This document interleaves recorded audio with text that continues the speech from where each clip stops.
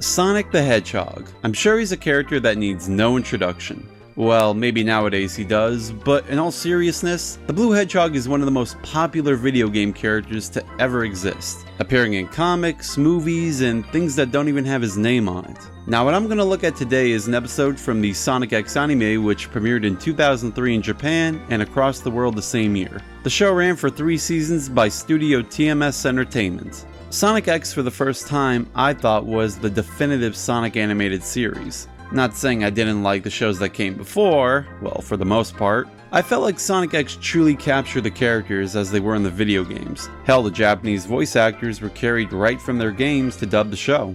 Now, I know the Sonic fan community is very divisive on anything related to the character, so I'll shut my mouth up and get right into the topic.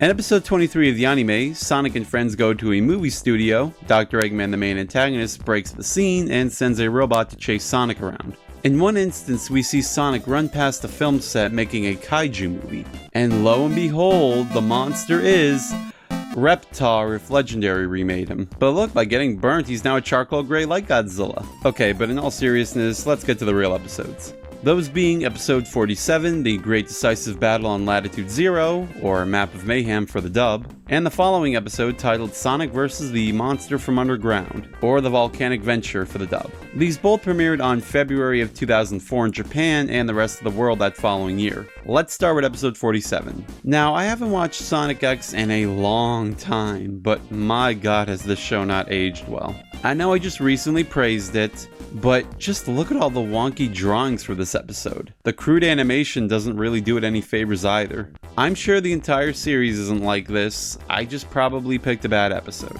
Anyway, the episode starts off with a ship disappearing in a dense fog. The ship is called the Seahawk, which could be a reference to the Seahawk submarine from King Kong vs. Godzilla. Dub viewers wouldn't know this, but every episode of the show has a title card accompanying it. This episode's one is a reference to the Toho logo, as well as the title, The Great Decisive Battle on Latitude Zero, having a name similar to that of a movie of the same name from Toho. We finally get to our heroes who just so happen to be watching the news about the disappearing ship. Meanwhile, Dr. Eggman discovers that Knuckles the Echidna found the world's oldest map. How and why he found it never goes explained. Knuckles hands it over to a museum, and Eggman sends his robots to steal it. Funny enough though, there's a cut scene from the dub where the robots encounter Knuckles, who was just there. They get away from him by hiding inside a bar full of belly dancers because Knuckles doesn't know what he's feeling from this. I think I'll end it there on that. Upon retrieving the map, Eggman discovers from it the world's belly button. What exactly that means? I don't know. The professor who was attacked from Eggman's robots goes to Sonic and friends and brings Knuckles along with him. He then informs them about the lost continent of Mauricia and its advanced civilization that was wiped out and yada yada yada. Why do they need to know this? They then feel there's a connection between that and the Seahawk, so they take a ship to the location, and I don't understand why some of these characters have to go to this supposed dangerous place, but whatever. Upon arriving there, they encounter Eggman, who for no reason has to explain his master plan to them, which is that the world's belly button is actually a magma pressure point that will simultaneously erupt all the volcanoes around the world. Sonic, of course, begins to fight, and because we're not at the end of the episode, he's not going to take him down right away. Up from the depths arrives a military vessel called the Gun Fort, which bears a resemblance to that of the Gotengo from Atragon. Also piloting the ship are these guys wearing jumpsuits that might be a reference to shows like Ultraman. I'm just taking a guess on that. They have the upper hand, but Eggman has hostages, proving that he was responsible for the Seahawk's disappearance. Despite that, everyone still keeps firing at him. Out of options, Eggman uses his final weapon, which kinda looks familiar, right? Maybe it's just me.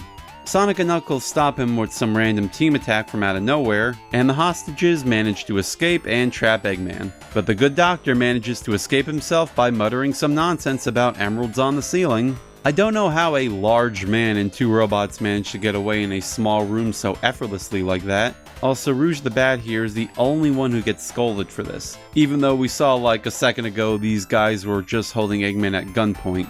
I guess the writers want to pretend that didn't happen. Anyway, the episode ends on this awkward moment with the professor saying that he's no good at an action scene.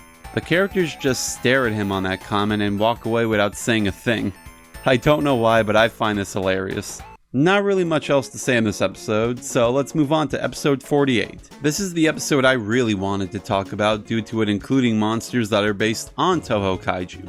Just like the last title card, this one also has a reference. Sonic vs. the Underground Monster is a callback to how most Godzilla movies were titled with the word versus in them. Also, Underground Monster could be a reference to Baragon's title. This episode follows the last one to where Eggman has escaped to the island and the gang follow after. The military guys scold Agent Topaz here for being a hostage. Then she runs off like a little schoolgirl who got her feelings hurt. Like Rouge in the last episode, I don't know why she's the only one getting blamed here. In fact, I think she was just a random soldier on the ship.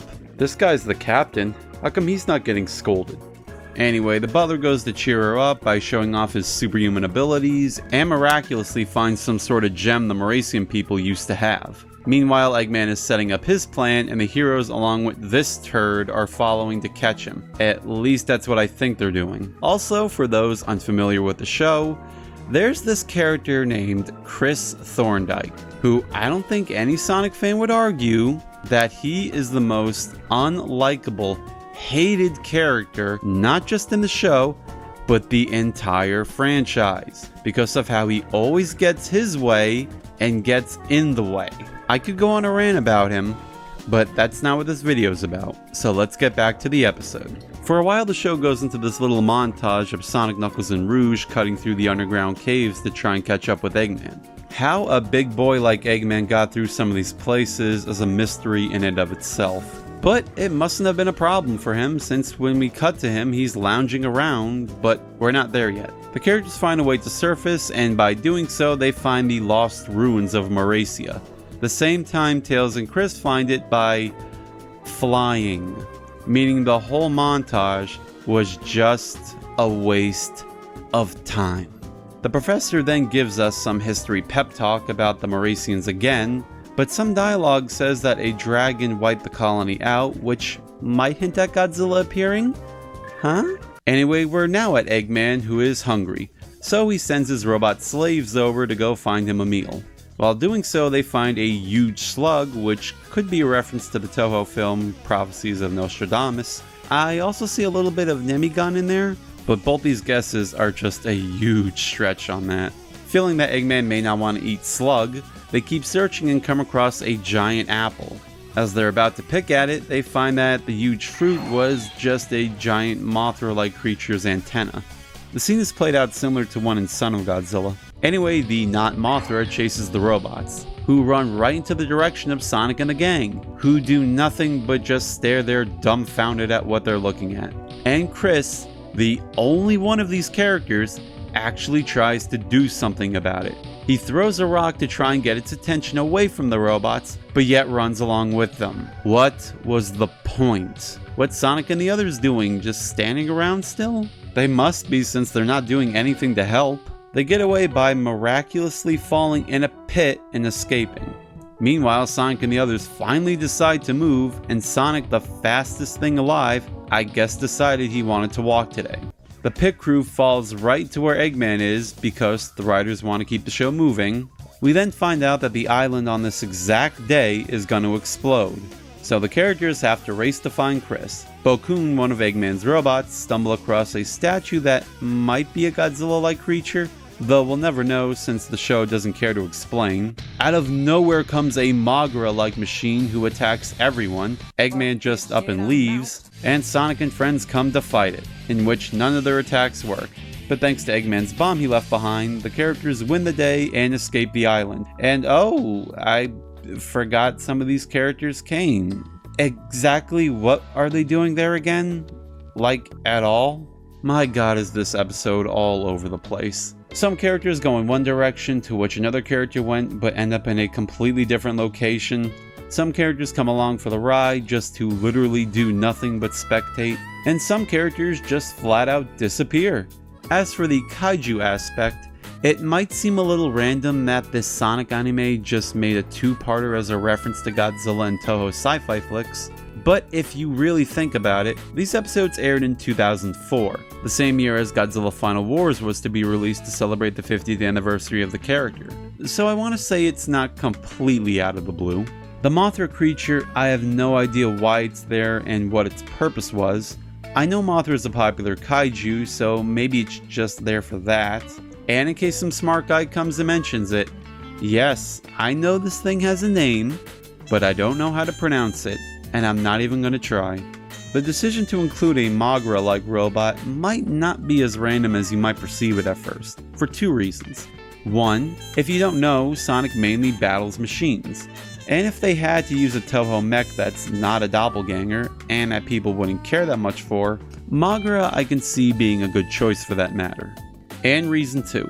Sonic X is mainly a show geared towards a younger audience. So could you and I imagine Sonic spin dashing through a normal creature and blood gushing all over the place? Yeah, I didn't think so. Oh my god, Sonic X is not a kid's show. It is an adult action anime. You are no real fan, nor are you a human being. You're a fraud that deserves to die. You don't even have 1,000 subscribers, you nobody. Get off the platform, no one cares for you. Sure, okay, whatever.